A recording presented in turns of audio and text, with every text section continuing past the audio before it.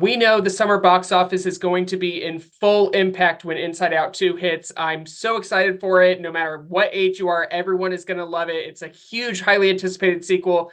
And I'm talking to someone who had a huge hand in making this film made, Maurissa Horwitz. So thank you for chatting with me.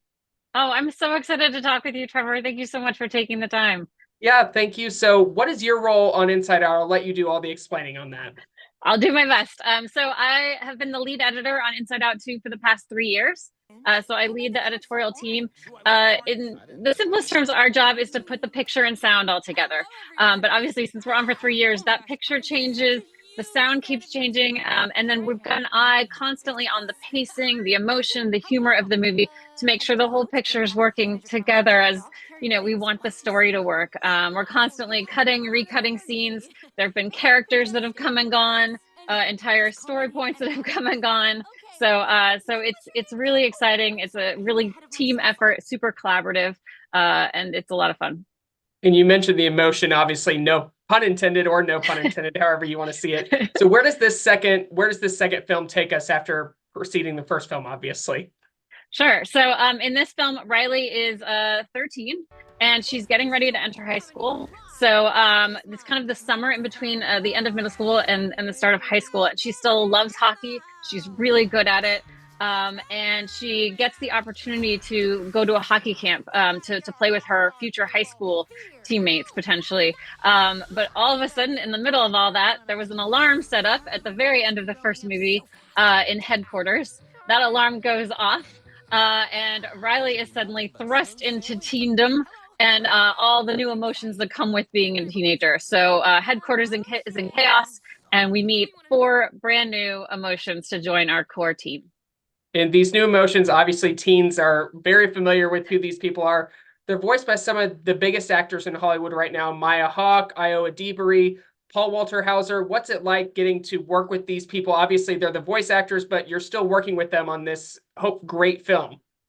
It's such a dream. I go to all the recording sessions, sometimes over Zoom, but hopefully in person. And getting to watch these actors work and ad lib and improvise, they just make everything better. They really bring our characters to life. Both Mayo and Io in particular, they really helped shape the characters. We Maya just brought this empathy to anxiety that was really important to us because the foundation of Inside Out is that every emotion actually has a great purpose for Riley. They have good intentions and want to help her. And Maya was able to bring anxiety energy with that like empathy and good intention. And then Io was just fantastic. She really made Envy come to life. Envy is someone where you think, oh, is she just going to say, I want this, I want that the whole time? Io embodies every side of Envy. We learned from our psychologist consultants that Lisa Damore was someone who we worked with a lot, that envy for teenagers can be used to like motivate them, help them set goals. And so Io really captured that like longing, but like, how can we get it? It's so awesome. We want that in a like really positive, fun way. And I could just watch her all day long Yes, and I listen, which love. I did. Yeah, obviously, she's incredible on The Bear, likely going to be Emmy winning. So you brought up such a good point about these emotions. Not all of them are bad things, even though we see anger, even though we see sadness. These are all real emotions that everyone has that shapes who you are. And those emotions we saw in the first film: Amy Poehler, Lewis Black, Tony Hale, Phyllis Smith, Mindy Kaling. Obviously, the gang's all back. What was it like working with them as well? Yeah, so Lisa Lapiri has stepped in as our Disgust, and Tony Hale is now our Fear, which is Mhm. really exciting. They've like Yep. really embraced the characters so well, those emotions. But the core emotion cast, they know their emotions so well. Sometimes in animation we don't start recording our voice actors until the second year. Amy we got within the first year because just as Joy, she knows Joy so well, and she brings her to life in a way that no one else could. And she really got attached to the story we were trying to tell about Riley and this new phase of life for Joy. And so she was really influential again in helping us shape the story as we progress through production. It's really just a delight to get to watch them work and to be able to watch them grow the characters in this new version of Riley's life. Yeah. And we see this character, Riley. This is just such an important Pixar film. Obviously, we have Toy Story where the characters talk. This one is all about emotions where everyone can relate to this kind of story. We all have these similar emotions. What's it like being this lead editor and this huge voice on the second film when you hadn't previously worked on the first film? Yeah, I'm brand new to Pixar for this movie, which is really unusual. A lot of people have been at Pixar for decades. I was very lucky when we started.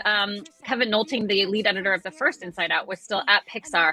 And so we regularly had coffees. I actually would go back and rewatch the original movie at every kind of screening milestone we had. We try to put the movie together every 12 to 16 weeks to kind of check in on it. Is the whole story working? What do we want to change? What do we want to keep adding to? And so I would go back and watch the first one just because they had such an elegant visual language. Like they really, through editing, like were able to convey a lot of the emotion, the flashbacks, like who Riley was, where the emotions had been, without having to say too much. And so it was really just a great asset to have as I tried to like live up to that legacy in my work. And you know, we're still doing the same work in this one where you've got you've got plot going on in headquarters, you've got a lot of excitement and action going out in the mind world, and then you have to care about what's going on in Riley's life for it to all matter.